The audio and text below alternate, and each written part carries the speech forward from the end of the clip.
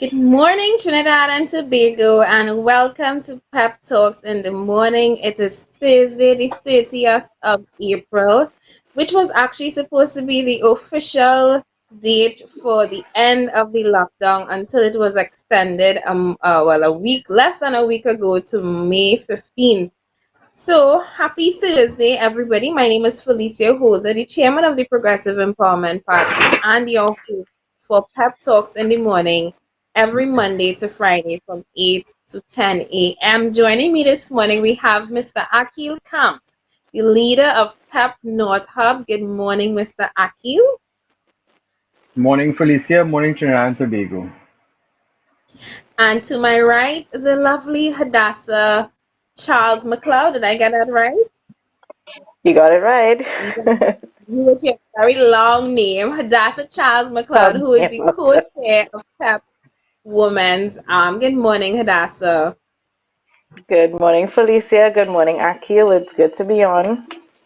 Morning. It is on the last day of April. I'm just letting everybody know my birthday is on May the 18th. So from May the Oh, 1st, I wow. will be starting a daily celebration. So look out for all of the excitement because I count on my birthday daily when once May starts, COVID-19 or not. If we're celebrating under lockdown, trust me, we will have an online COVID-19 birthday party. I am that extra when it comes to celebrating.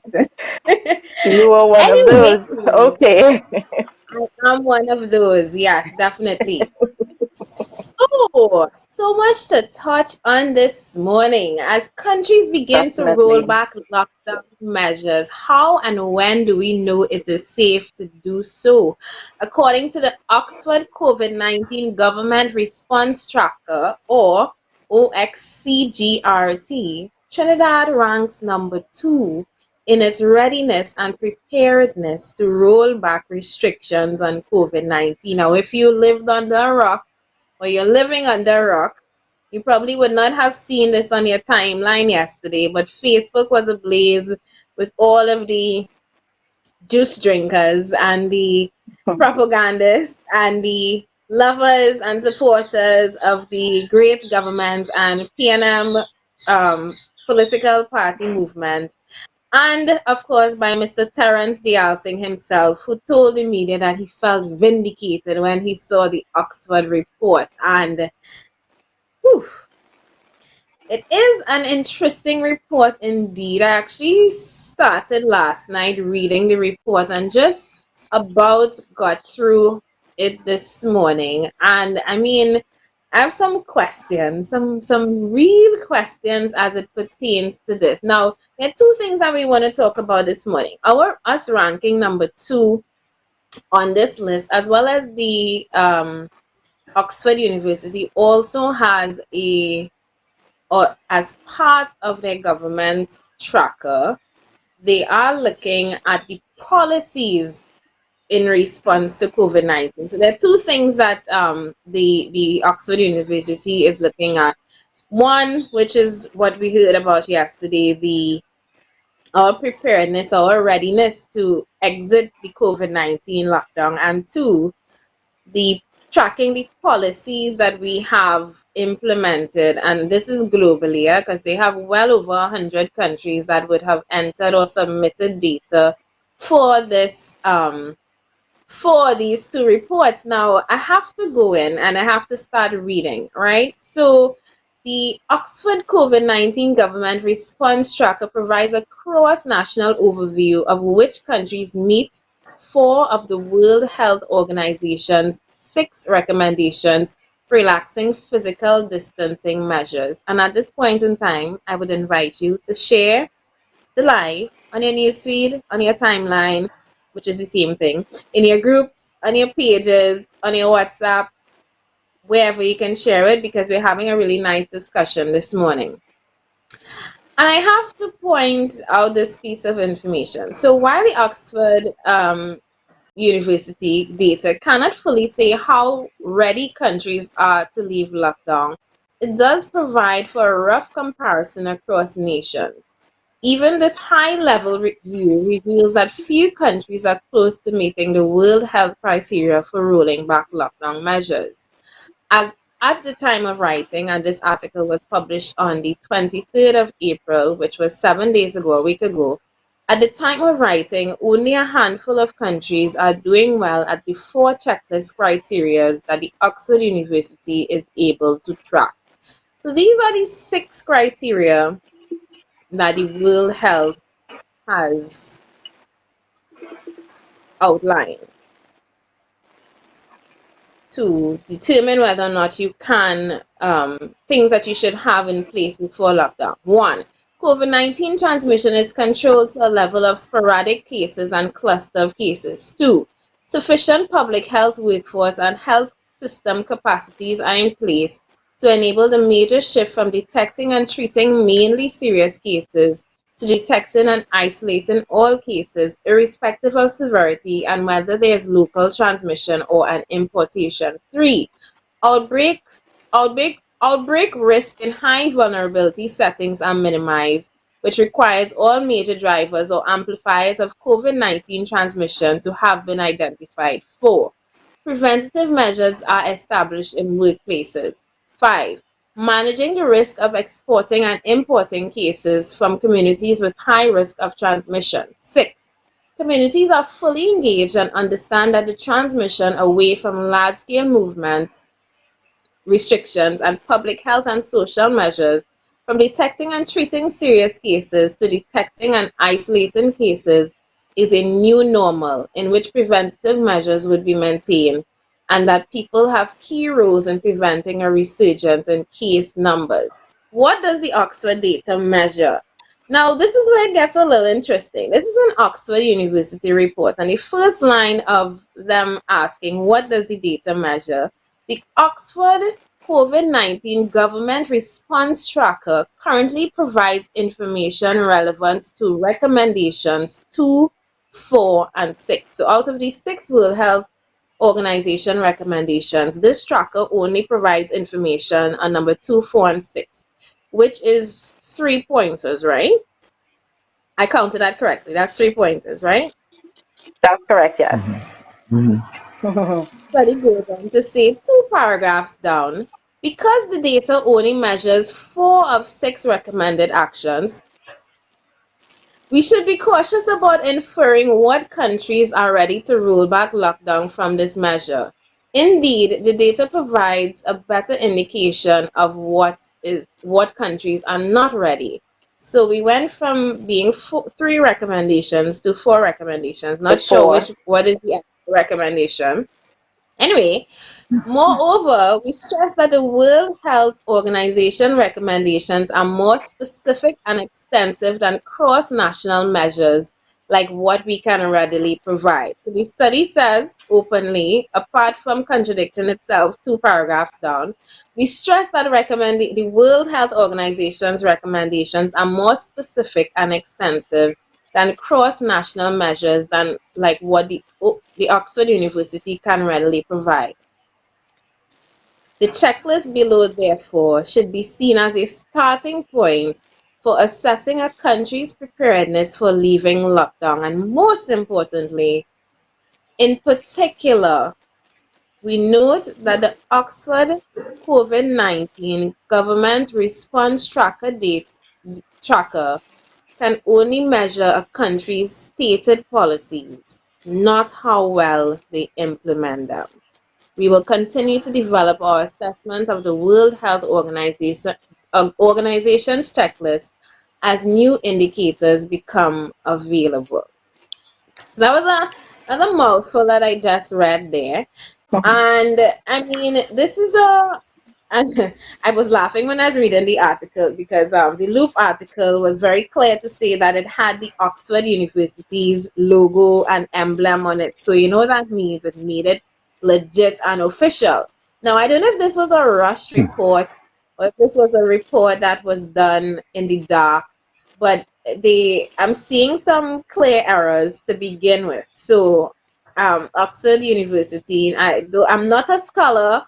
I only reach as far as the master's level, but you may want to check that out because you're contradicting yourself there a little bit. But this is not about me trying to debunk the article. It's about me asking some questions as it relates to the article because, like I said, it was used yesterday to applaud the government or provide backup. You know, like when you're on the playground and you get somebody come to get that backup in a fight and you know you was losing but somebody come and they throw a punch in your favor and you feel like, yeah man, I have my backup reach. Vindication is here. And I think that is what for many, well, the handful remaining few PNM supporters, because I would like to think that they are in a um they're receding in their numbers, as well as government supporters, bloggers, paid bloggers, all of the people, probably the paid hacks and them. They were using this article to I guess give kudos to their government and calling out the list right now. And I'm going to bring you all into the conversation now. Number one, so we ran number two. These are the countries that we are hearing about. Vietnam is number one, Trinidad and Tobago number two, Costa Rica number three, South Korea four, Belize five, Hong Kong six, New Zealand seven, Slovenia eight, Jordan nine, and Barbados 10. It goes on to call some other countries like Iceland, Croatia, Guam, Lebanon, etc. But I'll stop at 10 because I was actually looking for one country specifically on this list, and that was St. Lucia. I don't know how many people know, but a week ago today, St. Lucia, there are 15 contracted cases of COVID-19 fully recovered, and to date, they have no new reports of New coronavirus cases. positive, yeah, no cases since then. So that was my third concern with this article. So before we go into the three, let's go back to number one. It measures my first concern, which is that it measures a country's stated policies, not how well they track them. And I don't think many people paid attention to this piece of information because it is easy to say something. Yes. It is what I could say anything. I could say, what can I say? I can say tomorrow or when the borders open, I am going to pilot a plane from Trinidad to Miami because I dreamt last night that I can be a good pilot, and I think I tried a flight simulator and I'm going to do it. I can say that. Would it happen? Chances are Exactly. slim to none. And that's a very far-fetched example or hyperbole to describe the situation that we're facing today. But I remember a report from the Inter-American Development Bank about a week or two ago that also would have praised Trinidad and Tobago in its COVID-19 response. And just like the government response tracker, it pointed out how many policies we would have implemented as it pertains to COVID-19. However, Akil and Hadassah, on the ground, do you think, and this is not about discrediting an Oxford or um, Cambridge study, but it's about the reality for us here as citizens. There are many things that you read in textbooks and history books that if the people who were actually there and involved could read, they may actually tell you that is not how it happened. What do you think about the Incorrect, fact yeah. that we're tracking policy versus what is happening on the ground right now, Akil? Well, if I, what the government should do is get Oxford to do analysis with water distribution and health and everything else in this country, and Trinidad will look like Switzerland. Yeah, because they talk a good talk and they create a good picture of Trinidad. So from the outside looking in, really like, ooh, everything just honky dory. But I am using what the government is saying and what they are putting out figures wise and all of that. I do trust the figures we are getting, and from hearing on the ground from people who in the field, different stories, and it's the figures way off. That 182 community tests that proved negative, that that alone, I mean, it seems fabricated from what I'm hearing on the ground, from people who in the field. That seems fabricated. And if they're going to use figures like this to make an assessment of Trinidad and Tobago, well, God help us. They're glad for the praise and from the Oxford. And the one last week, yeah, making them look good. But they're looking good, but are they good? The proof is in the pudding.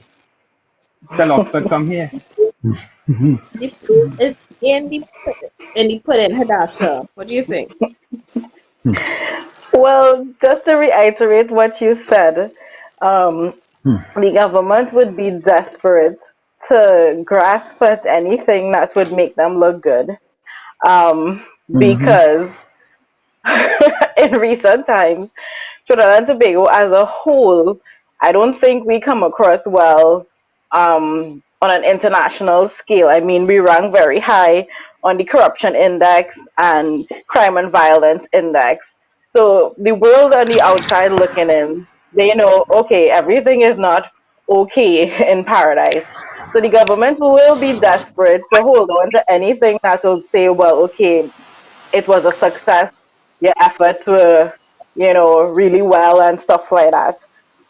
But again, like what Akil said, those of us who are living through it or who have to live through it, we know that it is not so. And again, it is stated policies, not exactly what is happening. You know, Yeah. I was smoke reading and mirrors, here smoke and mirrors. smoke and mirrors because I'm reading on the coronavirus government response tracker page, which is where they got the information for this data. There, they give a disclaimer as well that says the tracker aggregates the policy scores, not the financial scores, into a common stringency index. Note that the index simply records the numbers and the strictness of government policies and should not be interpreted as scoring the appropriateness or effectiveness of a country's response. Hmm. A higher position on the Hmm. stringency index does not necessarily mean that a country's response is better than others lower on the index. And I have to point that out as well because this week Yeah. and I know last week as well, we had some cases. So I know one of the things that they're tracking is our closure of the borders. And I know since then we've had flights coming in and out of Trinidad and Tobago. And each one I'm listening to the Minister of National Security speak about why they came in It and was what was the reason. necessary. Yes. Yeah, Yes. so it's like we have a rule, but there are certain contingencies or caveats you can say that allows the rule to be broken. And To be banned. again, Exactly. yeah, you're bending the rules, and of course the tracker doesn't look at that. The tracker is not looking at the fact that we allow a Venezuelan plane to come here and collect fuel. It doesn't look at the fact that we had planes flying in and out of countries like Canada and the United States to repatriate citizens. Not saying that there was a problem with that, but again, closed borders to no flights means closed borders to no flights. So unless there is some, again, not unless, but the fact that you cannot measure in its entirety the response is already to me a flaw of the study. And I'm understanding that right now during COVID-19 there is a rush to get information out. There's a rush to be ahead of the curve. There's a rush to put information out in the public space. But to date information that we would have read a month ago, 3 weeks ago, is now information that Has would be changed considered drastically. outdated. You all remember when they said Exactly. we did Obsolete. not have to wear Yeah. masks out in public? Exactly. I went into Pennywise a week and a half ago, and the girls, I did not have a mask because my the string had broken, and I didn't have my pep mask on me at the time. And when I walk in that store, the girls and they watched me like I had leprosy. One of them followed me from the front of the store to the back of the store to ask me, "Mom, do you have a mask?" I'm like, "Sorry, honey, I don't." She's like, "Well, you need one," and I say, "I literally just grabbing two Yes, items and back." Like, do you need me yes, to get? I'm like, listen, a week ago, y'all were fine without people wearing masks. Now suddenly everybody's super panicky, everybody is frightened, they're scared. And like I say, information is changing at a rapid pace. Things that were true exactly. then it's false now. Things that were pertinent now were not even considered 2 months ago. So I am very cautious, and I'm cautious only because just like throughout history and the books that tell the tales that happened 10, 15 years before, I am cautious that the tale that we're being told is not necessarily what the The people truth. are living on Yeah, the ground. Because when you consider the COVID-19 response. You have to consider everything on policy, and we're gonna talk. We're gonna talk some of the policy in a little bit because on paper, the grants that we have and the fact that we are issuing salary relief grants is awesome. It's amazing, but in reality, how many people to date have access to grants? We did the first 1,000 this week. yes. Out of how I much? think on Tuesday evening, and it would have showed up in their accounts, I believe, Wednesday morning. Well, I need to put a APB out for anybody who would have received this $1,500 grant in their account because I need to know that it actually happened. Somebody need to show me the proof because we've been here Exactly. actually It's a like week looking for ago. Bigfoot. I remember a week ago, people were saying yes, they know of people who would have received grants. Yet the finance minister only came out this week and said that they will now start distributing grants, which means, of course, what they were saying last week was a That was a lie. lie. But on Hmm. exactly, but on the ground, though, Akil, in your community, across the board, in terms of people messaging on your constituency pages, in terms of what you're seeing on Facebook, in terms of what you're hearing, do you think that this study really reflects what is happening? No, this study, I mean, it's a great study. It have all the nice words and well laid out and very professional, right? But they don't have the right figures. They don't have the evidence to prove this conclusion to be true. So it's theater in a kind of form. In fact, for all you know, it was orchestrated. We could never tell. Sad to say. You can never tell with these things. And again, we're talking two things here. There's the government response tracker in terms of the policy, which is where I'm talking about. I don't think we are where, they would like us to believe we are. The IADB ranked us, they said we were doing well, and on the ground we're not really seeing that.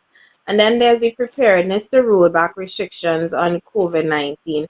Now, in terms of the preparedness to roll back restrictions on COVID-19. I also have another question. If we are, or the study does say that we seem the most prepared, should we expect come May the 10th and May the 15th that this stay home be extended further? Because if that is the case, then the two not adding up. To me, this study, if the government is praising it and applauding it as they are, it means that come May 10th and 15th, in terms of the borders, we should be in a place that we're ready. So I am not expecting to hear at any point that the stay home order is extended.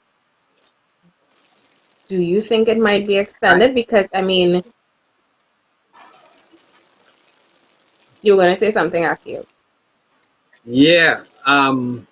I don't think actually I was waiting till the end of this week because I think we got test kits in this week, the additional how much of 1,000 test kits, and they were gonna I ramp up hear that since testing. last week and the week before. I hear that 2 weeks, You 3 weeks understand? now that we're getting those additional kits. Which is it? We Like, finally get and it? well, I don't know. We also doing this week they started going to the private labs to give them authorization to do testing to see that they have the facilities and everything to do it.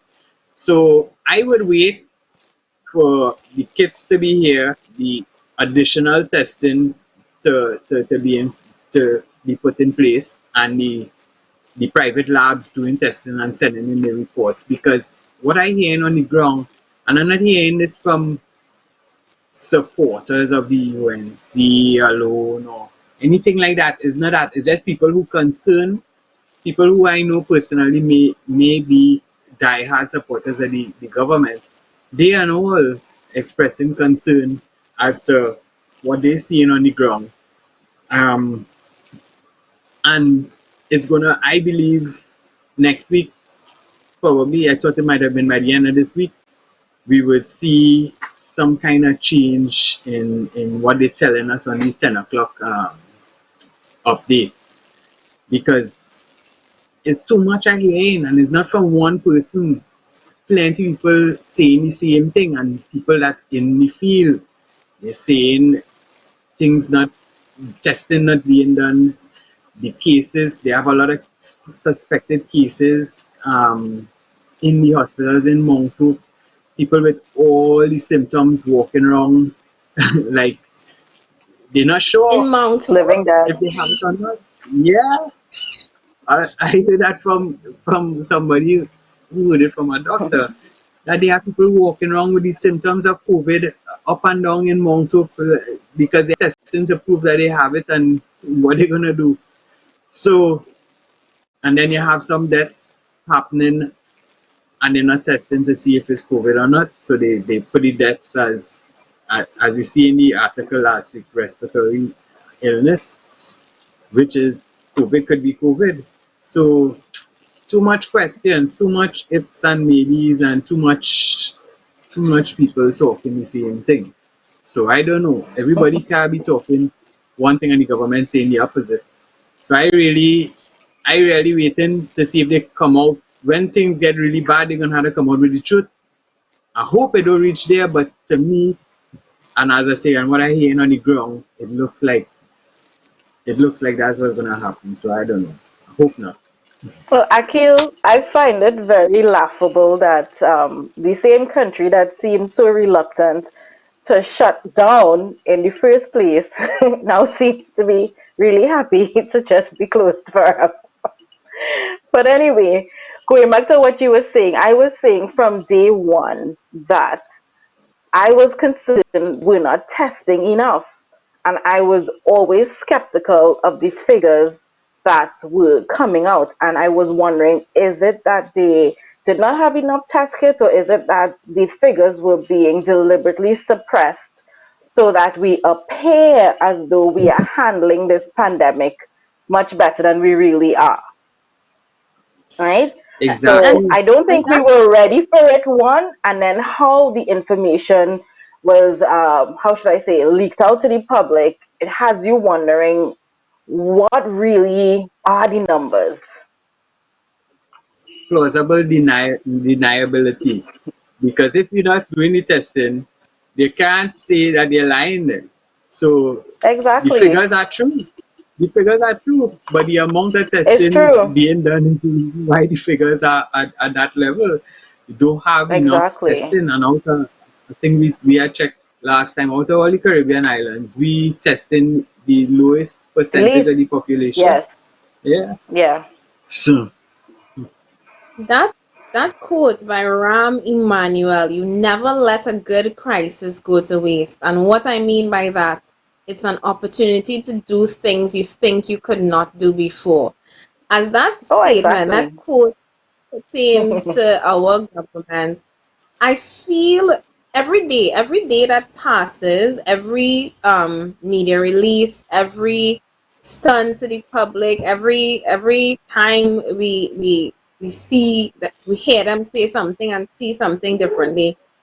I feel as if coronavirus presented the perfect opportunity for a government that was known for being less than truthful with the public. I saw Philip post a picture of the Red House last night, and to be honest, pre-renovation, I swear to God, it looks much better in terms of the light, the color of the paint, to what they did when they Mm. renovate. And I mean, apart from it raising the question of, you know, if this is what it looked like before, what did you really spend that money on?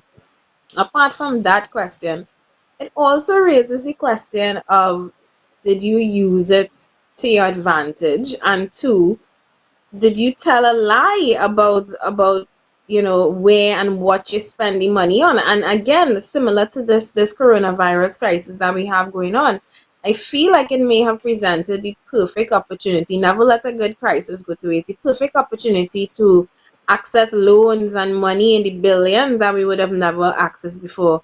The opportunity to withdraw from the Heritage and Stabilization Fund, the Mhm. opportunity to actually use this as a political tool. Because I mean, we have this to discuss on the topic outlined today. CPAP workers still getting paid 8,000 CPAP workers, and I'm very happy that these people are not on the breadline. But it's notable that CPAP workers and government workers and teachers are still receiving their salaries, which is amazing.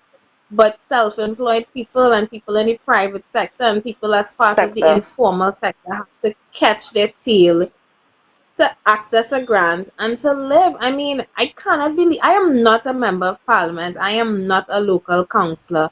And my phone this morning at 6 o'clock is blowing up from people asking me how they can get a hamper, to the point that the list is oversubscribed. And I will continue to beg for people, if you can give a donation, please, because from what I am seeing, what I'm hearing, the stories that I'm listening to, and people, they're sending you their stories, there's a dire need right now. So when I say the studies not adding up and it not matching up for me, is because what I am experiencing in terms of the people reaching out is not what I am. To me, it's not a celebration. Terrence Yalsing feeling vindicated. Um, People are applauding the fact that we have grants, but clearly there seems to be something on the ground that's telling you that the help is not actually reaching where it needs to be. Akil, that was your first question of the day. When we were talking about what should be the question of the day. Are the Hmm. hampers that the government is giving out, are the grants that the government is giving out, really reaching the communities and the families and the people that it needs to? Because from what I am experiencing in terms of the outreach for me, Inshan Ishmael said he gave out his 20,000 hamper Wow. this week. Private citizens, corporate citizens, the supermarket association. I'm seeing the UNC. I'm seeing people who are not in government doing community outreaches, and it's either we have real greedy people who take in 5, 10, 15, 20 hampers from the same person, which I would be less inclined to believe than, No, I think the need or is sorry, great. I just or think the need is great. we have great need. And we have a next question to ask there. Um, are people, I think I read an article on Facebook that some people hoarding hampers, so they would however they do it, they would end up with more than one, two, three, Hmm. four, how much ever hampers, right? And depriving somebody else of a possible hamper. Now, I posted something on Facebook the other day. Actually, uh, something that came to mind with me when election time comes around. We have these councillors, they walk the constituency, and they reach every nook and cranny in the constituency. They go to the highest hilltops, they go down in the valleys, they reach in the gutter to get your vote, right? These councillors and these people very well know where the people are that needs help, right? So I was saying, let's take all these councillors, let's deal with constituency by constituency. Get counselors on both sides, UNC, PNM, whichever other party that have counselors that be able to, and they come together like a task force, right? Work together hand in hand. Sounds like a dream, eh? Work together hand in hand to identify the people that needs the most help, right? And then we do your distribution. So you have one distribution point. You have this task force dealing with collecting goods, even from private companies. If they want to bring hampers, they bring it there. You would have an area mapped out. You would have a proper layout, so we know this area got goods this day before yesterday. So this area needs. So you don't get people going in one area and only hampers distributing basically in one vicinity. You have like just like the Gary Griffith task force that he set up to to monitor all the mind my language, sorry, to monitor all the vehicles and you're monitoring where the distribution going, where the hampers going, to make sure that you spread it out in your constituency. So each constituency will have their own task force where everybody will go to them and they will direct them. Okay, head to this area and deal with that area. You will find out how much hampers they have, so you will know how much people might have they would have been able to deal with, and then you could spread it evenly. Everybody will end up getting something, right? And then we will know, the government at that point will know, okay, cool, they're doing something. Then they could come out and say, well, look, okay, this is what we do. We went to this area. Could actually give figures in the different areas, and they say, well, we move into this area next, and then that will also keep people in their homes. So you go into them, and they don't have to come line up like what happened by in Chan Ishmael. Um, you wouldn't get that crowd of people lining up to possibly spread the virus, and it's a good idea. But Well, but like Richard, I Achilles, mean, how like you say, it's a dream. That is really just a dream. yeah, It sounds really wonderful, but I don't believe the yeah, government is concerned with that type of mobilization and really getting to those in need and really helping the citizens. And I honestly believe with all my heart that it's only when the PEP gets into office that we would see and we will understand everything that is being done under the darkness of this crisis.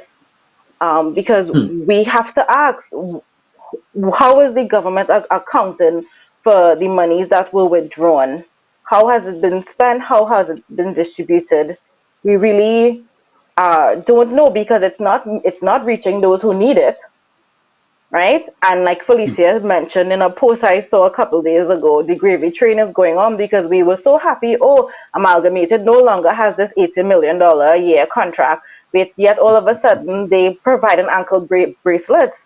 So it's going from Hmm. one hand to the other. The government is just simply juggling private contracts for their friends and financiers, and there's no concern whatsoever for the citizenry. hmm. There isn't. And I'm responding to a comment on the live, obviously from a detractor. Have you guys given away any hampers? Yes, we have.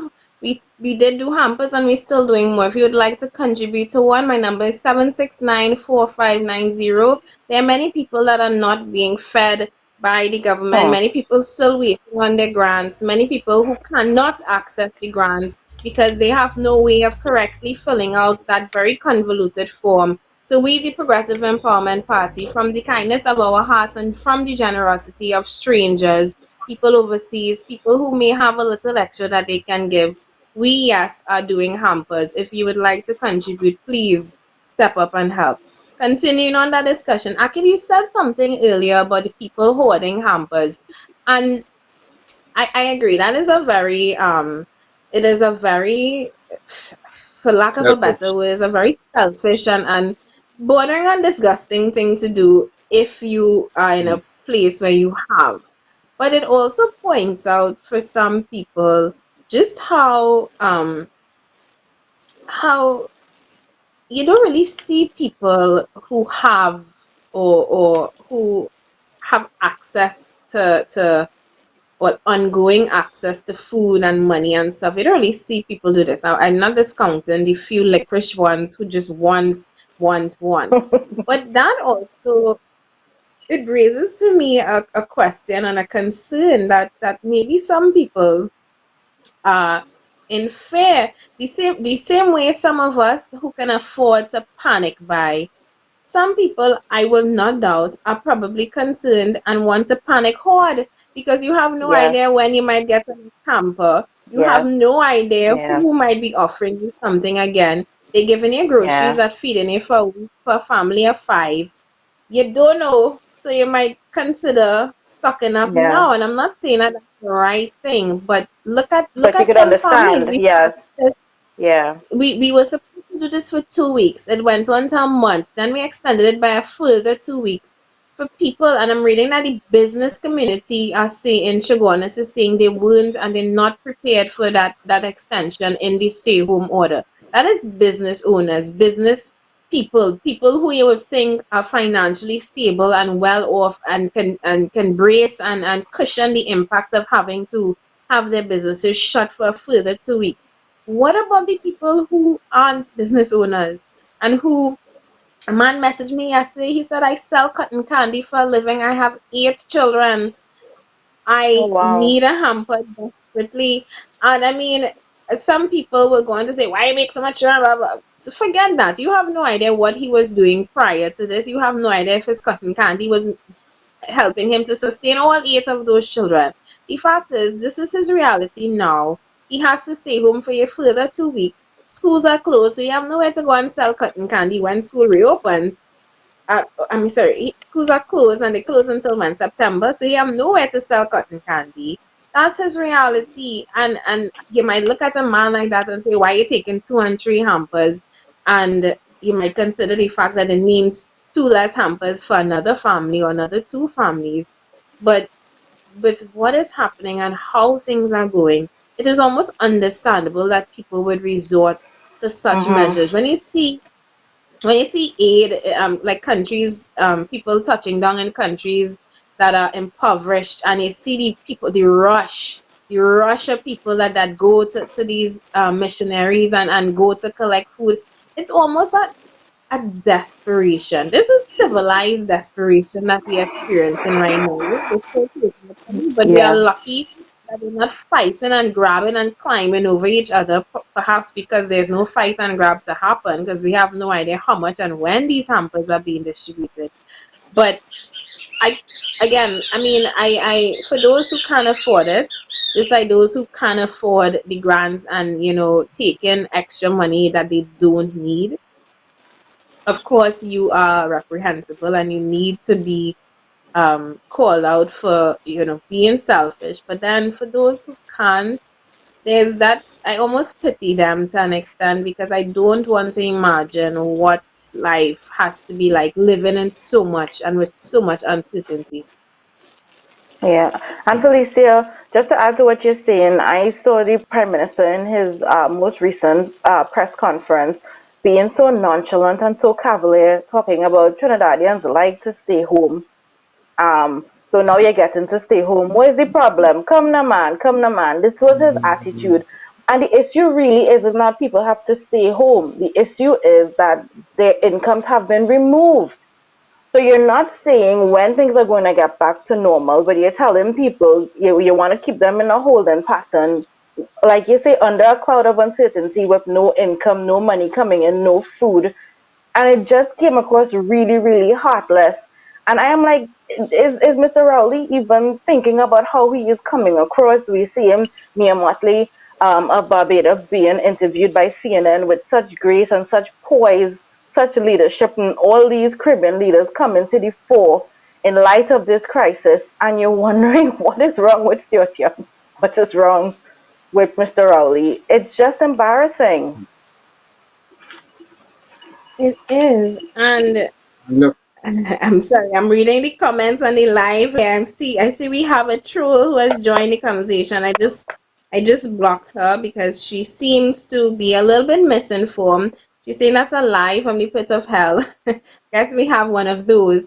But I would like to point out, and I'll put my head on a block for this, as the person who is being called for help, as the person, and I also want to point out there are a lot of Venezuelans and immigrants calling for help as well. And I know there was some talk about they were receiving hampers or grant. I don't know what exactly they were receiving from the government, but I know they were receiving assistance because the talk of the town was that it was easier for them to get through Yes. than us. But there are also many unregistered Venezuelans and unregistered immigrants here in this country. And if you didn't go and line up last year and you were not one of the, how many? 12, 15,000, 10,000. You were not one Yeah. of those. These are things really hard for you right now. And on my phone right now, many people messaging me, Buenos dias, and they're asking for help because guess what? Because of our failure to secure our borders, because of our very lax Yes, they are immigration here rules, now. And they if are now you know our somebody, problem. they Yes. are now our problem. If you know somebody ride Yes. up the Caroni River or pull up by Cedras and mail offload here, and they could come in the country for a little 5,000 pesos. So how much ever that was us. That was our problem. We created our own problem, and now, like Hadassah said, it's our responsibility to see about them. Yeah. But Yeah. you know the sad part, Felicia, this problem could escalate violently because I see comments on Facebook where people say, oh, they're aggressive towards the Venezuelan because they're receiving the assistance and they may not have gotten. So it's possible that as if things get worse, that violence will become of this. And whose fault? But those who allow the borders to still remain open, because I'm also hearing that we still have boats coming in and people coming in, right? Hmm. And is the government fault? Is the government fault? But how And can that be? just as when they do it We with the close the doubles borders. and just because of the action, what? Yeah, close your eye now. Just as what happened with the doubles with Source, and because the prime minister just come and shut down everybody now after that, the kind of attack Source got because of that is similar. The government just have the people coming in the country and know that they need a help too. And then you have a few Chinese who not getting help and they showing aggression towards the Venezuelans, but is humanity that need help at this point in time, and they're already here, and they here. We have to help them. We have no choice. I can't say, well, okay, cool. Everybody stop. Give the Chinese first before you give a Venezuelan assistance. How that'll be heartless to say that. Um, and it wouldn't work. We just need more assistance. That's the whole thing. We need more people helping out. We need the government to step up and provide more hampers. Put the army out there, put the counselors out there, put people out there to get a grip on the situation and help who really need the help. Make sure the help reach and is not double up on the same people. I think it could be done. It just needs coordinating, and that's what we don't have. We don't have a proper coordination of the issue because we have a good talk, but we have a good walk, right? But Venezuelans aside, if our own people, if we don't receive help within a short space of time, the government is forcing and pushing people towards violence, towards looting and pillaging. Because that is human nature when you're looking at survival, right? Yeah. That's what you're going to start to do. You're going to start to break down the doors of businesses and go into food places to so that you can take care of yourself and take care of your family. Exactly, exactly. But And go ahead. You go speak ahead. after you. Well, No, you talk. what they would want now is that they're gonna pump more revenue, international security, to Gary Griffith to go out there now and control the violence. But that same money that you want to put extra into that, put it into food and feed the Yeah. people. Stop them at that point in time. Go ahead, Felicia. Indeed, and in considering all that is happening, I am again thinking about the money that we are spending the Minister of Finance said that we spent what $10 billion thus far on COVID, and I saw Philip ask the question, how the F we spent $10 billion on 116 positive patients. And I mean, thinking about it, looking at it, and looking at what is happening right now in the country, I don't know about you all, I don't know about the viewing public, I don't know about the trolls who joined us on the thread this morning. Good morning to you, seeing as you would like my attention. Good morning to you, and thanks for joining the conversation. I hope you learned something today. I don't know about you all, but and particularly as you're not seeing the transparency with regards to this, we have only released um 1,000 of those grants today. That is $1.5 million. So we have not even scratched the surface yet The surface, in yeah. terms of giving out. $1.5 million is nowhere close to accounting to the money that the minister is saying that we would have spent thus far on COVID-19. But I'm watching all of the loans, the what we got from the CAF. CAF, what we got from the United States, all Yeah. of this, and all of this money, what we withdrew from the Heritage and Stabilization Fund, which was $10 billion. I am concerned that the money is not being used in the right way. I'm concerned that it is not reaching the people that it should reach, because I mean, it should not. And when I saw the Minister of Social Development say that the forms are now available in a fillable format online, my first question was, shouldn't that have been job number one? Shouldn't that have been priority number Exactly. one? In the first place. Like, what does it take, and how hard was it to say, okay, COVID-19 lockdown today, bring in, hire the best app tech team, IT team, come in and develop a form that you can fill online. Oh my God, Hadassah, I could do that. There's an online tutorial that can teach me how to build my own form and put it online. Are you trying to tell Yeah. me seriously that this government could not come up with a way to add a portal that people could have filled out that form online, that 6 weeks later is only done. Between that time, we gave $30 million to churches, $50 million to hotels in Tobago, and next $10 million for to rebuild or to build a new cathedral. Money pelled. So many things happened in that time, and a form took 6 weeks to build. I mean, a form, Oh yeah, they're literal working very form, a hard tax. politicking, but not doing what Listen, needs to be done. Hmm. listen, listen, guys.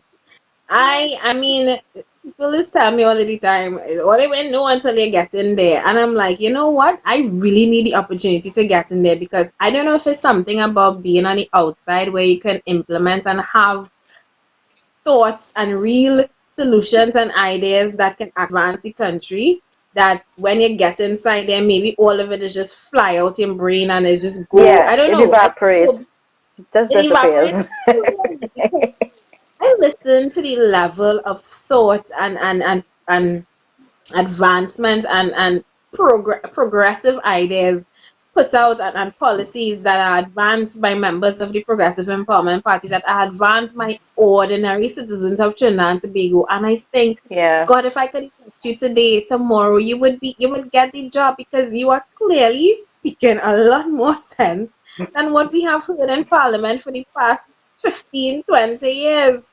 I can't believe that some of these simple ideas and solutions, move the courthouses next to the jail, move the courthouses next to the jail, move the freaking exactly. courthouses next to the jail. I cannot believe that is such a simple solution took so Yeah, long to be implemented, and yeah. still halfway implemented, because it's not that we build the courthouse, we just repurpose a container for people to fit in. Like, how did that take 20 years to happen? How? How, how, Mm, how? mm. Well, I think this crisis has also highlighted how we have been operating just under incompetence for the longest while, and that things that people thought would take a long time to fix could actually fix in a matter of days if, like Philip says, the government has the political will to do it. But Hmm. Felicia, what about the all this money that has been withdrawn? We're talking about what about what is being put aside for the aftermath and for the fallout?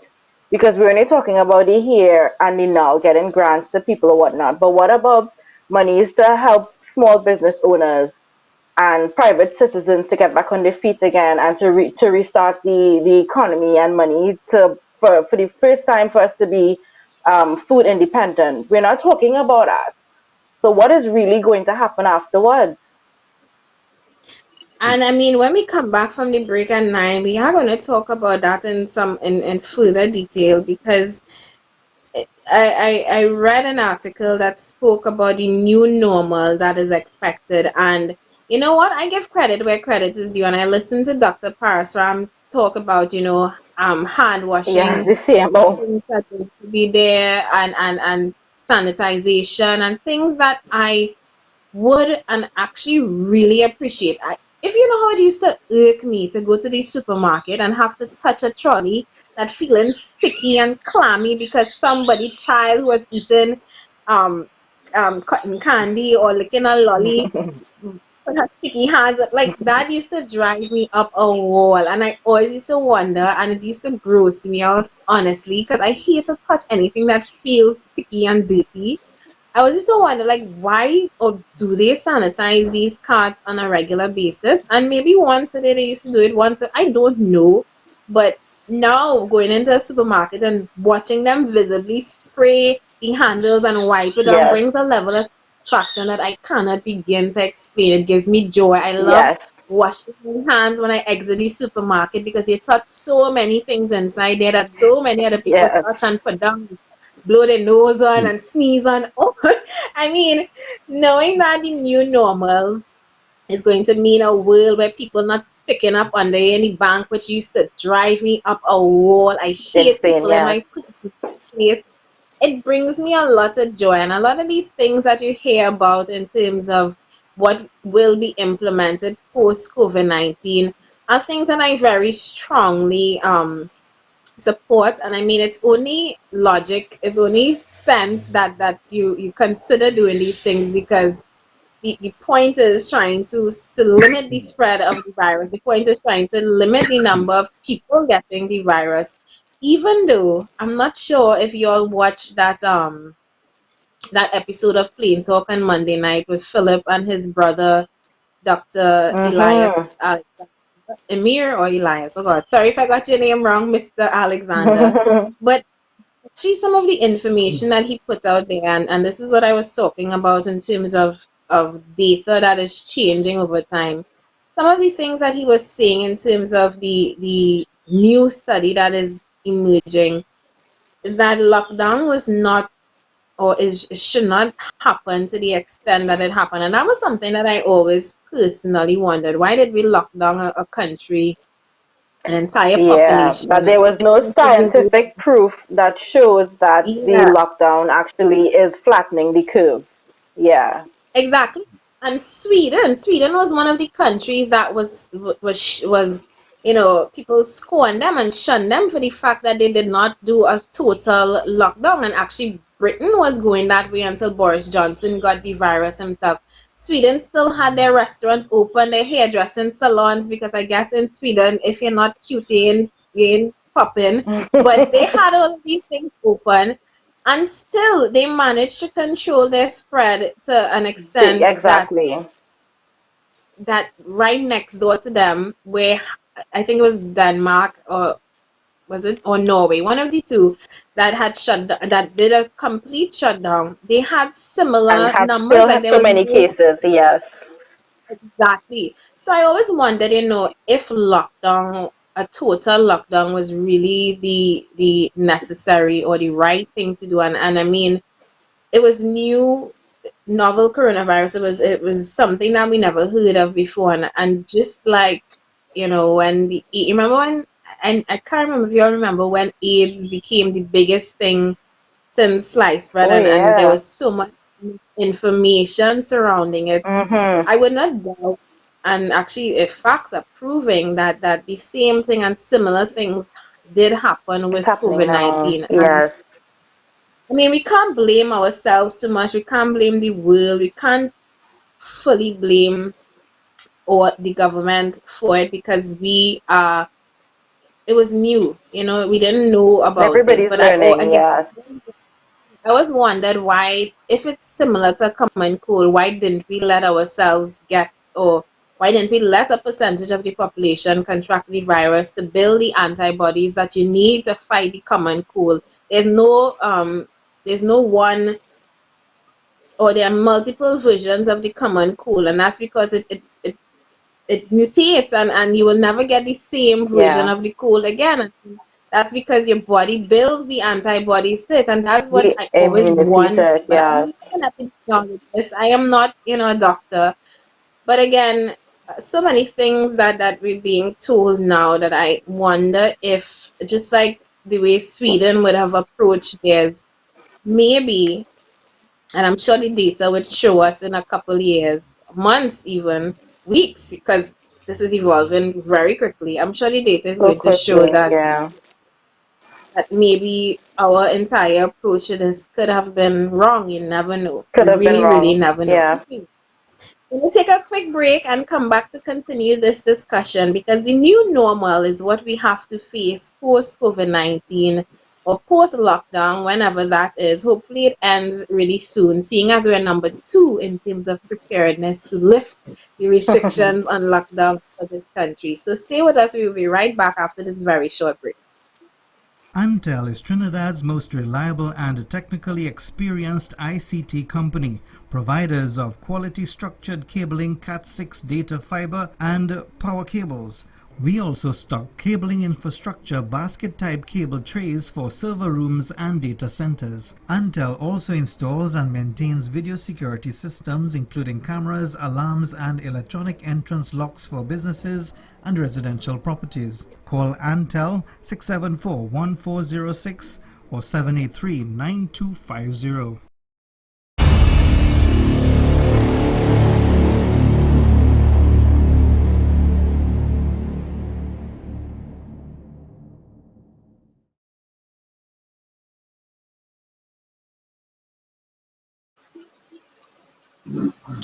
We are back, and it's 3 minutes And we're past back. the hour of 9 o'clock. And I do want to mention that we are taking calls at 9:30. But before we take calls and before we jump back into the discussion, we have some birthdays to shout out. So Akil and Hadassah, I will call the names, and you all will throw the confetti and clap and all of that.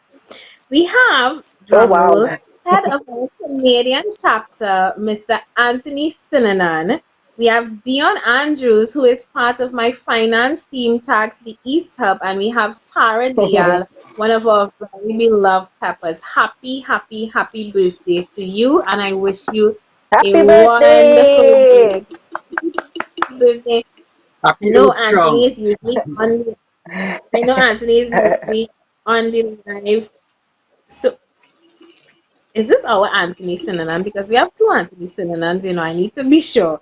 Producer, message me and confirm that this is our Anthony Sinanan because I know we have two peppers called Anthony Sinanan. So just in case I feel like we would have celebrated Anthony, Toronto chapter leader, birthday already. I don't know, or maybe Don't it be was back. June. To celebrate again. You know what? There's no problem. It happens 2 birthdays in a year. So if it's not your birthday, if it is your birthday, happy name. So, Happy birthday, guys!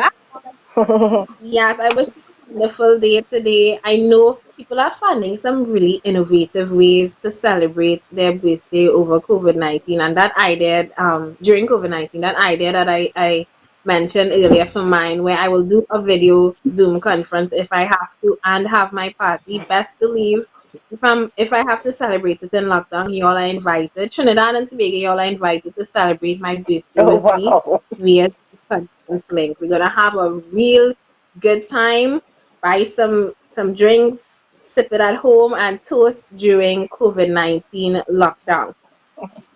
And what? Okay, comfort. I'm being interrupted here on my show by my family member. Y'all know you're not supposed to interrupt me during my show.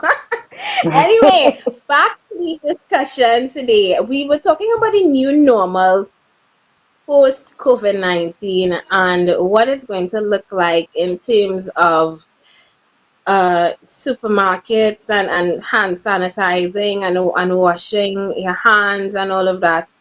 And again, this was something I was saying I really applaud. I don't like the idea of germs and all of that. So it is something. I remember I used to go to the gas station as well, and they had to use the pump, and they had no hand sanitizer. Mhm. How that you me up a wall. Now that you go to the gas station, they Mhm. giving you the disposable gloves and stuff. Things that I am really happy to keep post COVID-19.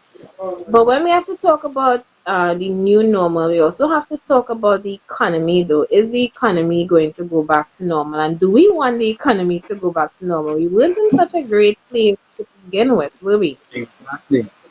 Exactly. I Wow. would I've been telling everybody basically this disaster would bring out a lot of good, and we don't want to go back to the norm.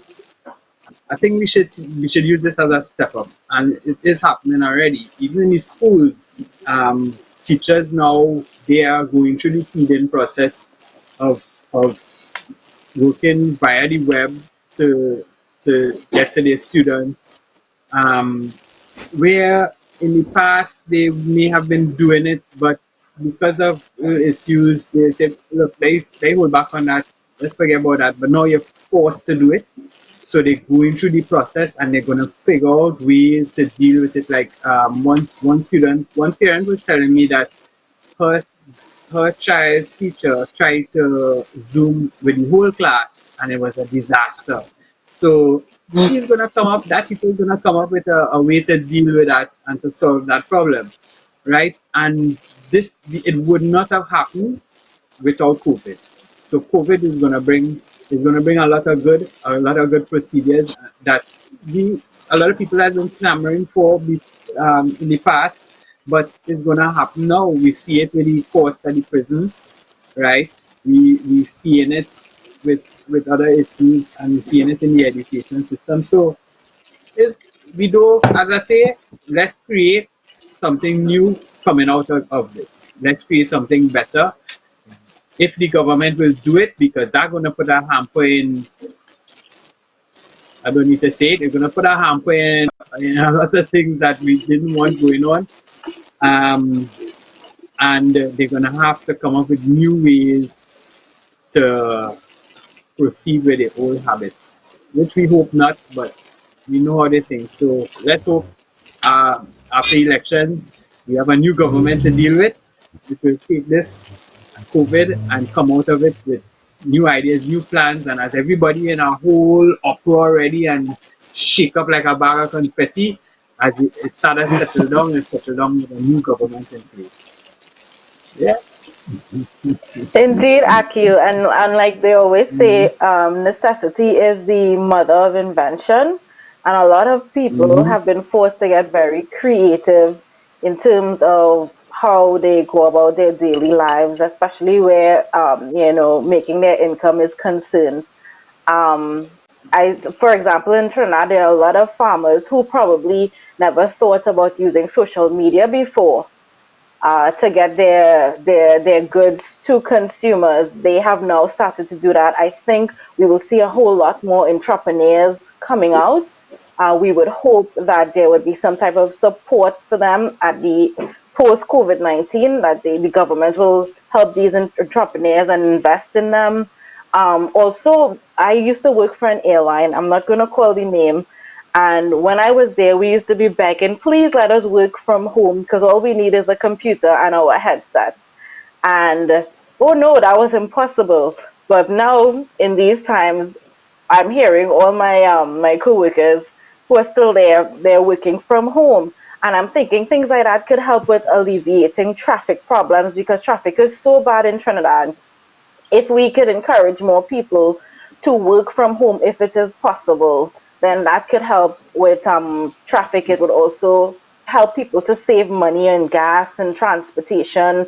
Parents could be home more and things like that. I think a lot of good could come from it if the government chooses to ride this wave for the better.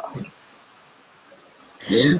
At the company that I used to work at, we used to, it was an energy company, and we measured a thing called safe man hours, which was how many hours that you accumulated in total from, employees being able to travel to and from work safely. And this would Yes, include anything from traveling, commuting on the road to working on an offshore platform and not having any accidents or incidents.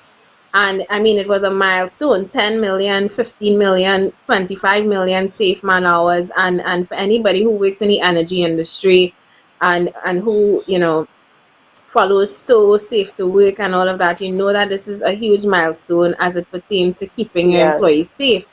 Being able to work from home and still clock man hours, I think, is one of the safest ways to and fastest ways to track up your man hours, your safe man hours, without yes. putting your employees at risk.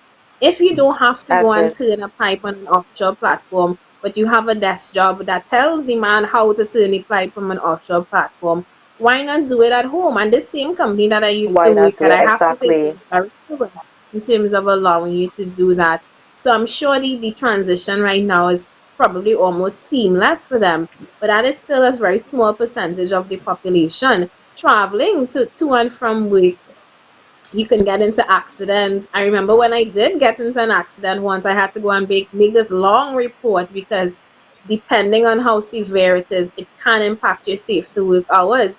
Companies should be looking to take you into the first world in terms of minimizing the risk to their employees. And I'm reading from Stephen Downer Yes. on the live video. He's saying that again, the IT infrastructure in the country has thus far not been implemented in a manner that is conducive for an IT conscious country of this scale.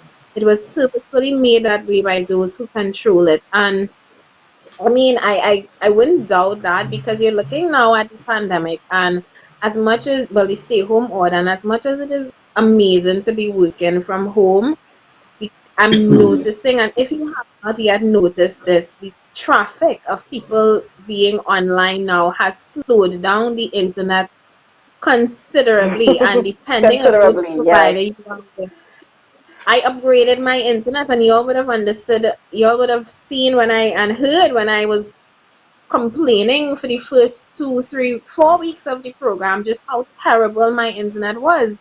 And this is me home alone on my device by myself and still Yeah. getting poor service. And they're not telling you that the IT infrastructure wasn't built to take the full load. But that is the reality. They're not telling you that because if all of Trinidad is not a focus right now, people have other things to focus on. But I wouldn't doubt what Stephen is saying, that it was built in a substandard way, and now we're experiencing the truth of that. If all of Trinidad and Tobago had to Exactly. work from home, we're in a hot mess because clearly Yes. our technology is not built in a way to facilitate, really progressing into the future. Wow. I reading reading some more of the comments. Oh, Anthony Sinanan said it is not him, it's not his birthday. He said that's his twin brother. So happy. It's not the leader of the Toronto chapter's birthday, it's the other Anthony Sinanan. How coincidental that we have two Anthony Sinanans that are peppers. I love it. Anthony Sinanan, happy birthday to you. And We I have a wish you spare. a wonderful day today. Anyway, back on topic, and in terms of the new normal and taking things forward, Aki, what you mentioned there about the farmers, that in itself is very, very progressive. And again, it's something I hope to see continuing, because not many people like to go out and do the shopping. My business, I do gift baskets and hampers, so transitioning into doing food products and stuff was fairly convenient and easy for me because Easy. my business Yes. is online. But you know, there are a lot of other people who don't want to buy their food to go in a store and line up. I love doing it. I love shopping. I told somebody the reason why I got into that business is because I love to shop. I'm just shopping for other people and getting paid for it. And it's why I love doing what I do. Farmers as well, they have the ability to capitalize on this new avenue to getting their product out, but they also need the support from a government level as well as Yeah. infrastructural level, because it will take a real development, a proper development of our IT system to really get us thinking progressive and first world. And as it is right now, I'm not sure that we are set up. It doesn't seem like we are set up to really take businesses into the future and online as they should. Doesn't really What I seem so. seen, what I seen, it was Hadassah who actually brought up the farmers selling online and stuff, and you've seen a lot. But the reality of it is, the some farmers may not have a variety of goods. So I would guess that they would probably be purchasing from other farmers to have the variety. So they would publish online what they have, what they get from other farmers, and they would do the driving wrong and deliveries and that kind of, which makes a lot of sense. Brings me back to a conversation I was having with community farming. So you have, like, in certain farming communities, you have a group that works together, and they designate. So maybe they have the middleman who will be doing the sales. They work out however they split whatever profits, and that person will have all their goods and taking orders and delivering. Makes sense. You don't have a you don't have to worry about having a location in terms of having to pay a rent and a big enough place for people to come to walk aisles and that kind of thing. You're basically taking that money you would have spent there, investing that into a vehicle, and you're driving around. You have your roaming vegetable mart as such. So coming out of this COVID, a lot of people would get in the habit, as you say, you like to go out and shop. Now, after being home and maybe taking two, three, four orders from a vegetable person, you build a relationship, you feel comfortable, you get accustomed to ordering and they bring in the goods, you're satisfied with the quality of goods the person bringing, you're going to continue. I just ordered some cases of chicken from somebody I met online. Somebody recommended, and I called, and they're supposed to bring it today. And the price is very good. It's better than what you're paying for it in the grocery, and I don't have to go nowhere for it. So I mean, I might continue this, right? You have to It's pass that link on convenient. to me, yeah? Yeah. Actually, I tell the guy, I say you're gonna have a lot of trouble, but don't forget me when you start to get too busy. So it's gonna be a lot of good. There's gonna be a lot of good coming out of this, and the supermarket's gonna lose some sales because you're gonna have the one customers going direct to the suppliers in some cases, and you have a lot of small people probably opening up their own little something because they get exposed to a whole variety of retailers or via online, because everybody going online now and doing deliveries. So people you never heard of, companies you never heard of before, you're hearing of them now and you know what they're selling, and it's easier to make the links. So yeah, my cry is that I don't want to be. I'm not seeing the government doing enough to actually. They're talking about saying we're gonna get food independent and we had to push agriculture, and it's all a lot of talk, and I'm not seeing the action. I would have hoped that they would have started to bring farmers together and say, okay, cool, we want the sweet potato farmers. Listen, we need a certain amount. We're gonna stop importing. We want you also to supply it. How long before we could start getting a supply from you? Start to do some kind of coordination along that line. But that's to expect of this government and any past government. So I mean, I don't want to confuse them too much. I wouldn't go into it in too much detail.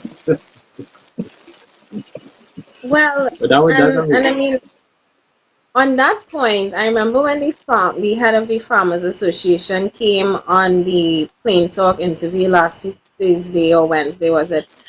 And when she told me when she said that there were 40,000 farmers in this country, I was literally Wow. blown away. Because, I mean, it is not really reflective of what you see in terms of the groceries. Yeah. And I mean, I work in the supermarkets and I see the price of the local products versus the imported products. And I always wonder, how is it that the imported products are so much cheaper than the local products? And I am guessing, Akil, you're a farmer, you can tell me it's because it is done in they can provide in bulk, etc. I'm not sure about the process of farming in terms of subsidies and material that you need to purchase and all of that. But I get it. I never understood why is it so hard for the local farmers to do so well. And that the same garlic that I'm seeing from the farmers is more money than and oh sorry the same garlic that the farmers are producing is less money when you're seeing the imported product. And Hmm. for somebody who was purchasing and being conscious of their grocery bill at the end of the month, every dollar and $2 adds up. It adds up at the end of your bill, especially with the high price of food that we have right now and the price gouging that we have going on right now. But it shouldn't be that we have, not that it shouldn't be. What I mean to say is that the local products should be more accessible, and we should be pushing Yes. that more on the national level than the imported product. If not just to support local, like we love to say, support local, don't buy foreign, but to preserve for precious foreign exchange. As it is right now, wouldn't it be cheaper to spend the money on subsidizing the cost of farmers producing or helping them? And Akil, correct me here if I talk in nonsense. You're the farmer, you know, wouldn't it be cheaper to support the farmer at the production level and the level that it takes to grow and the products or rear the animals that they have to, than to be purchasing scarce foreign exchange to buy and import food from overseas? Am I talking sense there? Yes, Hmm. we're talking a lot of things. But issues the farmers have, some of the issues. Well, what I experience, one, is the cost of fertilizer and chemicals and this kind of thing. Um, that's one. Two, I've seen wholesalers buy from farmers at, in one case, $2 and went on retail for $6. So, so I mean, for for a guy to come on my farm, take goods from me at $2, drive to a supermarket, it probably takes him, let's say, 3 or 4 hours, hand over that to make $4, and I get two. I mean, that's ridiculous. That's ridiculous. And how you control this? I don't know. I don't know. Some mechanism had to put in place to probably put some kind of control on this. I know with our plan for agriculture, the government would be collecting and doing distribution. So at least it should be better control. I think we also want to standardize prices, so that might be published in the paper. So you know you're buying tomatoes. Hey, tomatoes is $10 a pound. So you have the public knowing, even if it's a range, let's say $8 to $10, they will have an idea. So if you go somewhere and see for 15, they'll know, hey, nah, something wrong there, and they won't buy. Um, it happens with the poultry too, because I mined chickens at one point, and I would keep a record of expenses, etc., the feed. And within a period of maybe 6, 7 months doing that, every month the feed cost was going up, going up, going up, going up. And it Hmm. came to a point where when I checked the cost per chicken after I would kill, and this don't include paying myself labor, it was more than what I had to pay in the grocery. So it didn't make sense. The only sense it Wow. made was I know what I eating. I know I eating healthy chicken, no hormones, whatever. And I was still subsidizing feed because I was planting also. So certain times I would feed my chickens on pak choy and lettuce and whatever refuse from the garden, and they would eat it because I trained them to do it from small. So I don't know. It seemed to me that things set up so that only the big corporations would be able to do certain things in order to make their profits, and the small man just gets pushed out. So people who still mining chickens on their own right now, they're probably doing it for the love of it. But I know, I damn well know, they're not saving no money. It's It cheaper. wasn't You cost go and buy effective. it. And you get- so, hmm, anyways, so I much. think Yeah.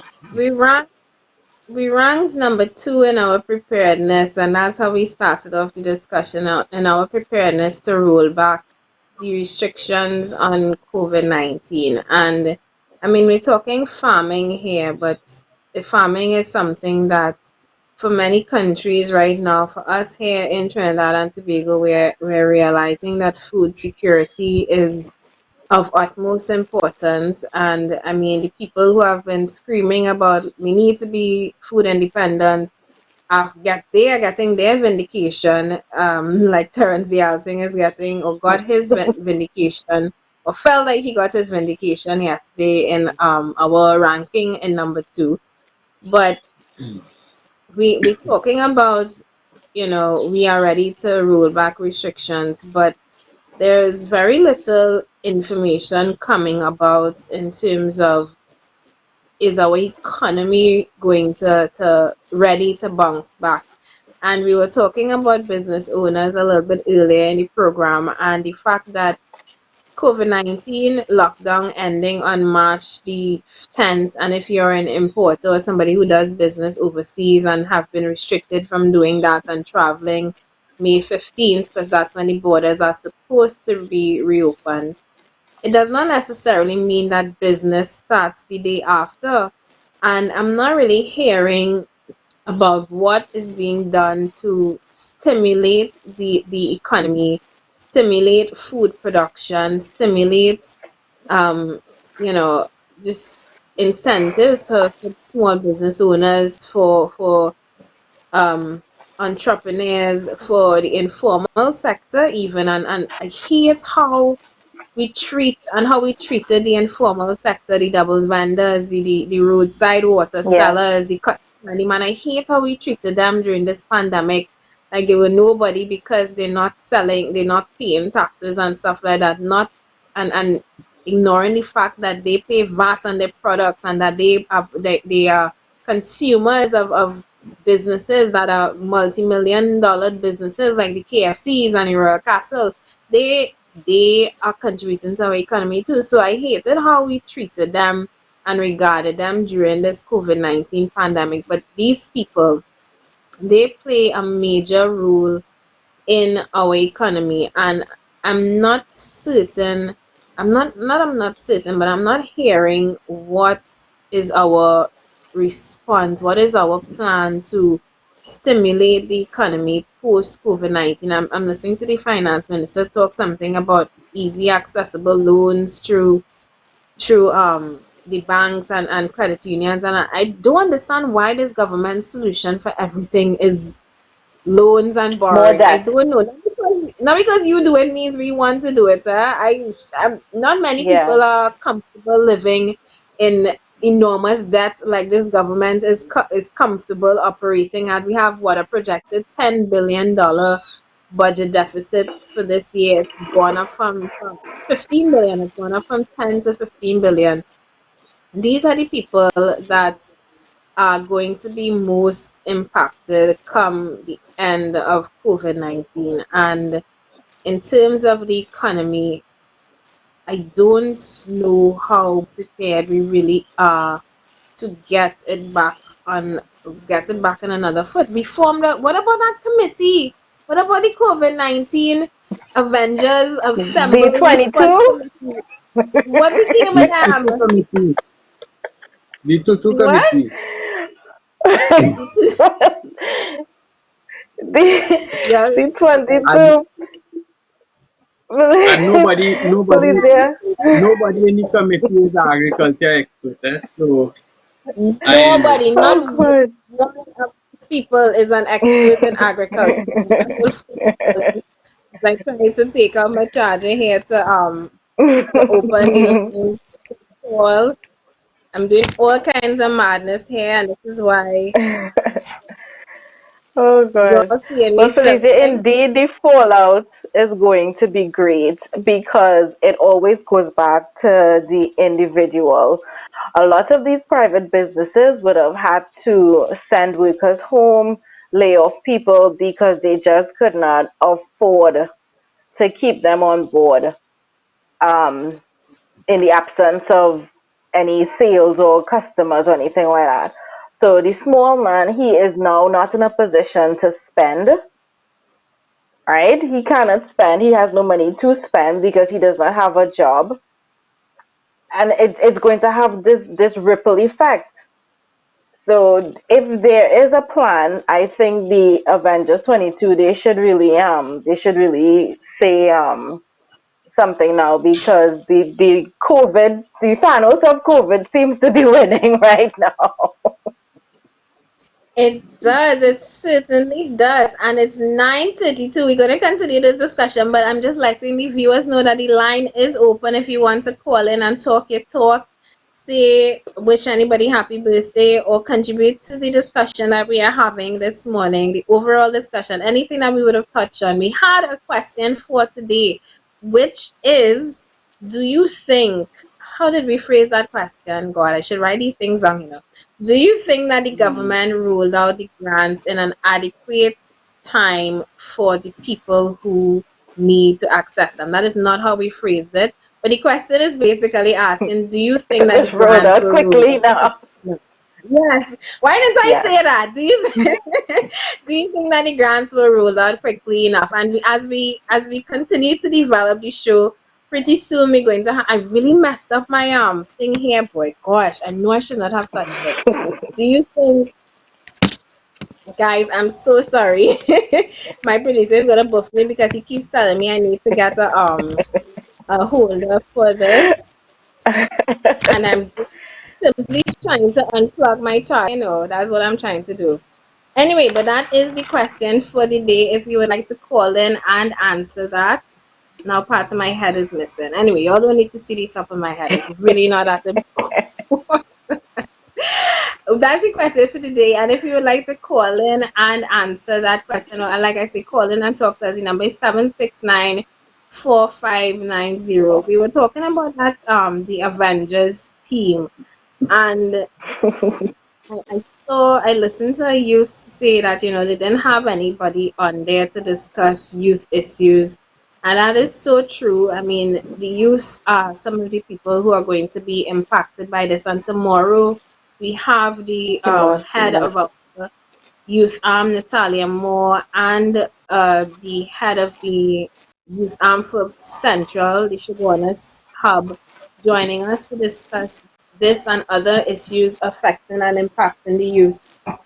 Because, and I don't think we pay enough attention to them and their issues growing up as the next generation in here in Trinidad and Tobago. And I think about the examples that we have left for them as a country, as youngsters growing up, seeing that, I mean, we are teaching based on what the government and the actions of the government and the actions of the society, we're teaching people that the fast way to I remember talking to a young person and he was saying that there's no such thing as work hard and get rich. He has already noticed, and he said this is how many people in his generation think they've already come to terms with the fact that this is a corrupt country, and the only way to get ahead is to be corrupt yourself. They have learned Mm-hmm. whether it is physical crime or white collar crime. They have learned that Yes. crime pays. That is the example that we have set for them. My phone is really bothering me now, but that is the example that we have set for them as a nation, that crime pays, and particularly the white collar crime where we see in Trinidad and Tobago is not something that we really address. It's not something that we take seriously yet. It is a huge problem. Hadassah, you wanted to talk corruption and how we are viewed on the international scale. We have, before we start, we have a call coming in. Okay. Hi, good morning. Live on Pep Talks in the morning. How are you, Felicia? Good morning. Yeah. How you doing? I am good. Good morning, Adasa. Good morning, Akim. Good morning. Morning. Okay. What about the youth and parents service? How do Sorry, you think? you're breaking up a little bit. What about the? Hi, hold on. Hear me now? Yeah. What about the youth who depend on their parents to live? You know, the youth who still going to school and studying and whatnot. How them go then? What about them? Very good question. And you want me to answer offline, or you want to contribute anything else to the discussion? I will listen to your answer after. All Our right. next question I want to ask is this, right? If people don't have no money in their pocket, how you expect the economy to bounce back, to revive, to come back to what it used to be? Exactly. Because if no money making, no money is spending, right? Exactly. Exactly. So I don't know what the government really thinking. They don't take it so long to roll out the grants already, and the grants so small. Come on, it's always that need to spend, make money. That's the basics of business control, right? Yep. Right, so I really don't know what is going on. And besides, as you rightly said, the informal sector does spend their money too. People talk about, oh, they don't pay tax, but guess what? VAT is a tax. Yeah, And but they're every people know vital to that. the economy. Yeah. And every people know VAT is a tax. And plus, like you said, they contribute to the big businesses as well. Yes. I really don't know what should I really be thinking sometimes, you know. But one more question though. I thought everything. Yes. With regards to PP itself, Mm-hmm. are you screening candidates still or that put on hold? Well, we're not physically screening people right now because of the social distancing rules Of and course. stay home order that is going on. But yes, if you are interested or you know somebody who's interested, just forward them to Sean Sooner, and you'll see him on Facebook as Trini Mamu, or Shari Wilson, who is the head of our party organizer, or Michelle Davis. Or you can just send it to me and I will make sure that they get the information, because I we will. can't initiate the discussion prior to the restrictions being lifted. I will not. I just want to know you know, but thanks for the answer, so I appreciate it. You're welcome. Have a good day. Okay, Bye. bye. Thanks for calling. You too. Right. Missed another call there. I'm apologizing for that. I was on the line, but please feel free to call back. We have just about 21 minutes left of the program, so the lines are open for you to talk your talk. That first question that he asked about the youth and what's going on with the youth, in terms of their parents and stuff, these are things that people not thinking about, and I those children, as disrespectful as they were, cussing and F Gary Griffith and all of that, I I am so two mind about what happened in that incident. On one level, I agree with the harsh treatment, and I agree with the harsh treatment because sometimes they need a little tough love. Sometimes they need a little whipping your behind for you to behave right. And clearly, those boys, those young children, from what we see, they clearly lack a sense of discipline, manners, and just they were very ill-mannered little boys. And I remember I used to watch, and this is a guilty revelation of mine. I used to watch Maury not Jerry Springer, Maury. Maury. I used to watch Maury, particularly the episodes with the bad behaved children. And once Oh you come wow. on the show, asking their parents, I don't need to listen to her, you know how this go. And there was this boost camp episode that they used to do ever so often where these bad behaved children would come on the show and show how they behave towards their parents. And then there would be this military man who would come and rounds them all up and send them to like a youth boot camp. I do think that, to an extent, that is kind of what Gary Griffith and his team were doing in that video.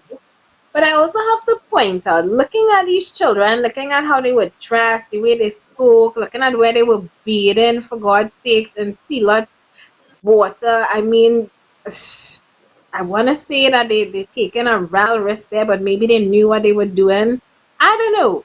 But looking at their condition and their situation, they're clearly not from well-off families, right? They clearly Of don't means have, and exactly. I mentioned this earlier, they don't have the opportunity to go and recline on a pool chair and look over the bayside towers and swim in the pool or have little COVID-19 down the island parties and stuff. The opportunities are very limited to these children because 9 out of 10, it's not like they have any set of money to be spending anyway, and that's something that we have to address during this COVID-19 period. That the children, like the caller mentioned, the children of these families are people, and that we have to consider too. Maybe they're not a top priority, but looking at that video and understanding just how deep poverty runs in this country, I am going to imagine that there are a lot of other young people who are being severely impacted by the stay home order as well.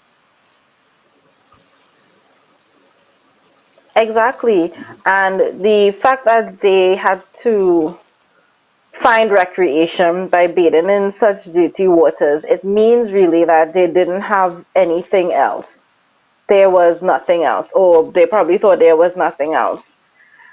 And you have to think about what were their lives before COVID-19. Were they actively engaging in schooling, or were they doing a trade, or were they employed or whatever? Because that would have affected how they behave now.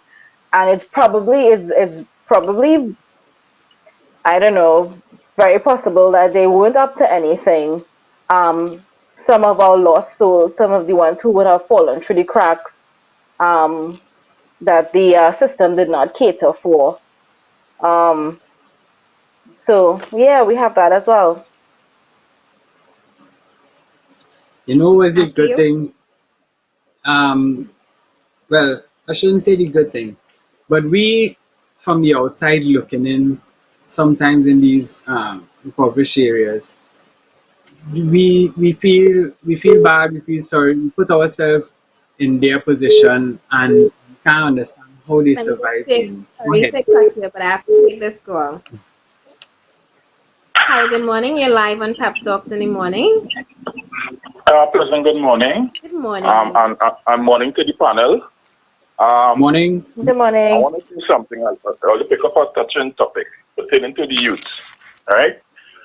Um, I have to say for myself, all right, based on experience, right, that society as it is at this point in time, nobody is taking it very serious. But let me put it this way: we're not patriotic, and based on that, the children are the ones who feeling it at this time.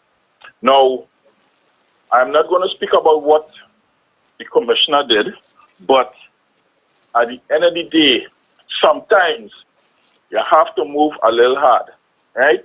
And get the parents involved as well. Okay? My question to the panel, and going forward, right? Into the future now, we have a lot of different groups, right? And when you're wrong, and I'm being real, and I want to be real with you, you guys, that around election time, that is the only time, most of the time, you see some of them, right? And I've been real good at because I don't look to any kind of particular party, but once a person, the individual, whether male or female, are working in the community, I'm going to support that person, regardless of party, right? Regardless of race, right? So we need to get off our butts and start to think about the people and listen to the people. Now, not everybody patriotic, eh? We have to face that reality because we have to start to educate persons and guide persons and go in community, but not one entity need to go in. Need a whole holistic persons to go into the community and see what in there because there are a lot of social problems, a lot of issues, right? And we're not taking it serious. I think we're playing around too long. You see, this COVID-19 is a very good thing. When you look into it, you see a lot of things coming up, which was there all the time. Why they couldn't do that all the time? You understand? So I'm saying to the panel, this is a nice discussion, and I wish all of you well. But we need to get serious. All right, you have a good day. Thank you very much for that. Thank you. Thank you for your contribution. And Yeah, he he said hit the it, nail on and the head there. he did. He really, really did hit the nail on the head. And Hadassah, before we had started to take calls, we were going to talk about how Trinidad is viewed on a global scale. I know you wanted to mention the fact that we've been widely known as a corrupt cesspool, and I'm paraphrasing here. People use other words like failed nation, banana republic, all of that to describe and call Trinidad and Tobago, which is very sad because it's nowhere or it shouldn't be any way to describe a country that was considered at one point the third wealthiest nation in the Western Hemisphere, and that corruption has become ingrained and part of the society is a real sad indication of just where we are. I mean, it bothers me that there's nothing that you can do, almost nothing that you can do. Actually, let me rephrase it. It bothers me that you can corrupt almost anything in this country. I remember when I went to do my driver's test at 19 years old, I was so insistent. I insisted that I do not pay the bribe to get my license. So I went and I did my 10 courses. I paid $55 for each of my 10 practice that I did, be terrible driver and causing some kind of accident. So all the people who cut corners, a good example of cutting corners is that you put people's lives at risk. So rather than pay that $500 for bribe, pay it and learn how to properly drive now, please, so that you cannot endanger people on the road like you tend to endanger people. I know a young lady, a friend, she paid the bribe and to date she can't drive. When they look at her car, it's a set of dents and bumps all over the car. And that is what you get from cutting corners. And I've always tried throughout life to do things the right way, sometimes the more difficult way. I was a young woman who went to school in Belmont and became the second child in the history of the existence of the school to pass for St. Augustine Girls High School. Nobody believed that I passed there without my mom paying something or no any ministry, but it wasn't that. It's that I studied really hard because I was fearful, and it's sad that I had to have that fear instilled at me at such a young age. I was fearful of passing for junior time, and because they tell you junior sec was 2 minutes around from where I live. They tell you if you pass a junior sec, your life over, and that's what was instilled in me as a young child. And I would say it was one of my motivators, unfortunately, because that should never be motivation for a child to want to do well. But back on track, I studied really hard because I wanted, to have the best opportunity. I wanted to have the best outlook that I could have, and everything I did, even leading me here to the Progressive Empowerment Party, it's probably why I found a home here in the Progressive Empowerment Party. We do things the hard way. Sometimes the hard way is really hard. You'll think it's not easy for us to take money from a financier or be beholden to somebody who could say, here, hold at 10 million now, but remember me when we in office. I $10 million would be amazing right now, but $10 million with strings Yeah. attached, I would rather do my barbecue and my curry cube because I want to do things the right way. I've always tried to do that as a child. It has followed me into adulthood, and it has followed me here into the Progressive Empowerment Party. It's why I look down on white collar criminality. It's why I look down on government ministers taking advantage of the taxpayers' pockets because y'all jump in here. I know because y'all are here, y'all Yeah, in the PP. You have to want to do things the right way. but you had an advantage, Felicia, in terms of you had your mom who supported you and she would have encouraged you to head that way. We have children who, in different situations, for many reasons, Indeed. parents may not have jobs, or if they do have jobs, they have to work basically 24 hours to make the kind of income they need to pay rent, to pay utilities, for Hmm. schooling, food, whatever, right? And this is the problem we in Trinidad. We focus on the outcome and not the reason for the outcome. So where the government should be working on making sure there's jobs for everyone, including someone who may not be educated, right? Yep. Making it possible for a poor person working KFC to be able to get a loan to buy a house or build a house, Yes. right? Yes. All these are solutions. They seem to think that, okay, the solution is we give Gary Griffith more money, pump that money in national security to go after the bad boys. Why not just don't stop the bad boys from being created, right?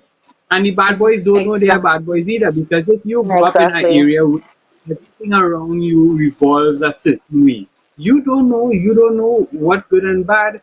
You would have to depend on probably being in a different area and seeing a different way of living, a way of life, to understand that your way of life might be wrong. And then if you have enough common sense and you question yourself enough, you might fight to try to get out of that living. But a lot of people, they don't have that opportunity. So they grow up a certain way and they understand that's the only thing they understand. Even sometimes we watch in foreign countries where you see children digging in the lavas and sorting through trash and things. And sometimes you watch their face and they're happy. Sometimes they're playing and they're having fun because that's what they know. That's all they know, right? If they go somewhere else and see a different living, then they will start a question, well, why I have to live like that and why I have to do that and these people different. So I mean, I don't know. We really need, as I said, we need a new government in place. We need new people. We need young people with fresh ideas. We need untainted people coming in to form government and to bring us out of this way of thinking. And these people have to be Exactly. far as possible away from the ties of the corruption. And that's why I said on my video I did the other day that we can't put the same people that was there again, because as far as I'm concerned, they're too deep in the corruption and the mismanagement of the Yeah. country that they They can't have come to out be of it. They uprooted have and to removed. continue taking action. Yeah, Yep. they have to continue certain actions, otherwise the consequences for them will be dire. Right? So we can't give Hmm. them the opportunity again. We can't put them back there. We just have to stop them right there, get them out, and we have to form a new government to run the country affairs. Yeah. And that's why we're here. That's why I'm here. That's why we want more people to step up. Yeah. We Yeah. want you, Trinidad, to be able to step up, come and help us, to help you, to help everybody else. And let's fix this thing. Let's not leave it as last resort for Gary to fix crime. Crime could fix from Wow. inception, from birth. Yeah. Well said, Very well Akio. said. Yeah. What I was going to say, Felicia, so sorry to cut you off, is No, you go ahead. going back to the youths again. It's really commendable what you talked about and your life testimony, because it is really difficult to try and live above board in Trinidad when every all around is corruption. To get your license, you have to grease somebody's hand to get into a good school. If you don't pass on your own and things like that. And I really, really wonder what is the world's perception of us as a country. Because like I mentioned before, we see in countries like St. Lucia and Barbados, who we never even used to think about, because Trinidad used to be the beacon of the Caribbean. We were this powerhouse. And now I don't think people are paying attention, but we were snubbed once, twice, three times from being invited from talks to the United States. And that is a big indicator. And we have to ask ourselves, why? Is it our questionable ties with Venezuela? What is it that is causing us? Because we can't say, well, we just weren't invited. We just weren't invited. Our dollar is hinged on the US dollar. So we need to stay in America's good graces, whether we like it or not. And we really, really have to come to a point where we have to say, as a people, we have to decide this cannot continue. This I don't know, this habit or this daily living of corruption. We have to say enough is enough, and we have to put a government in office that would uproot it, get rid of it, and replace it with integrity and transparency, and a government that works for everybody. Yep, yep, for sure. I'm looking at the data here in terms of the us and our ranking on the corruption index, and we are one of we're the 85th least corrupt country out of 180 countries, which puts us a little closer to the corruption index. There's another index a little closer to being ranked negatively on the corruption index. There's another scale, Wow. another measure that I remember looking at. I'm not seeing it here, but I remember in terms of, I'm not exactly sure what they were measuring, but we were very close to, or very high up on the corruption index scale. And I mean, it's what we understand as our normal. That's why when I say after coronavirus, there are many things that I Yeah, would embrace as new normal, and a new normal for me as well would be a country and a government that is focused on rebuilding and reworking itself into actually representing what we are supposed to be on paper. All of these nice reports and all of these exactly. rankings and all of that, we really need to reflect on the ground who we try to be and try to appear to as to the rest of the world, because we do a good job at front, and I at Trinidad we know how to fake it till we make it. We have coined that term, but actuality and in ensuring that we have a society where all of our people are taken care of, where corruption is low, where governments care and look after the well-being of our citizens. We have to ensure that we move towards that kind of society, because it's those kind of Yeah. societies that are going to lead the world, lead the future world that we are about to experience come COVID-19 pandemic. At this point, guys, I will give you about 30 seconds each to do your wrap up for the day. We are close to the hour, so Akil, we'll start with you. All right, quick wrap up. The Coast Guard stopped a tanker, and seized how much ever millions of cocaine yesterday or day before. Last some time ago, 2017, 18 million drug bust. 2019, still say we seized 100 million in drugs. In 2018, 4 million Patos Island, right? We hear these things, we glad, yes, amen, they're stopping the drugs. But we hear nothing of it after. We hear nobody getting locked up. We hear nothing, nothing. Trinidad and Tobago, what does that tell you? What happened to Johnny O'Halloran and all the money he stole and built the apartments in Canada? Eh?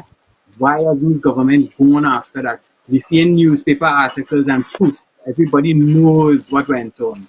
Nothing. Nothing. Time for new government. End of story. Indeed. Talk done. Hadassah. Thank you, Akil. Hadassah. Well, I'm going to go in a slightly different direction.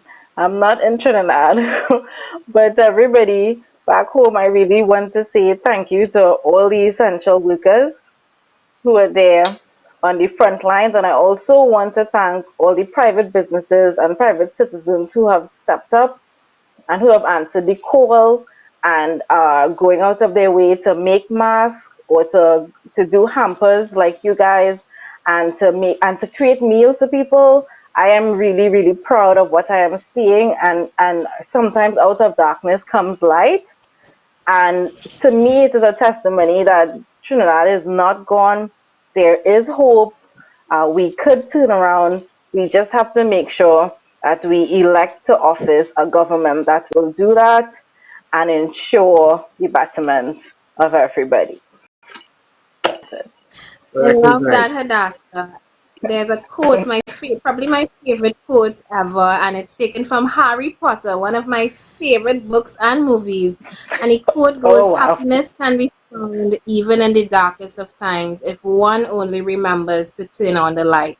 And that light is the Yes, Progressive Empowerment Party. Trinidad and Tobago, thank you for joining me indeed. for another episode of Pep Talks in the Morning. Tonight on Plain Talk, hosted by Philip Edward Alexander, we will be interviewing renowned international sportsman record breaker Atto Bolden. Please do Hello. not miss of Plain Talk. And this is a little TMI. Atto Bolden was my first crush ever in life.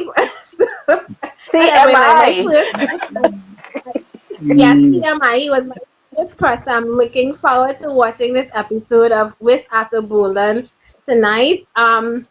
Next week on Plain Talk, we are changing up the format of the show just a little bit. It's guest driven right now, and we're going to start a topic driven show. So, if you would like to contribute to some of the topics that we discuss, please text me on 769-4590.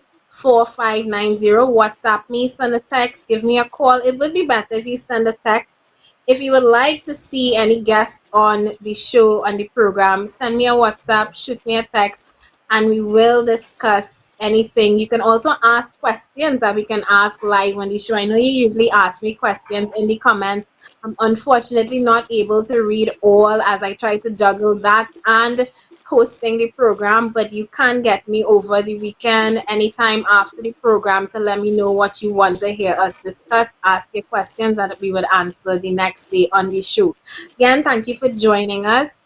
In this period of social distancing, self-isolation, and quarantine, let's always remember to stay together by staying apart. I will see you tomorrow. Bye-bye.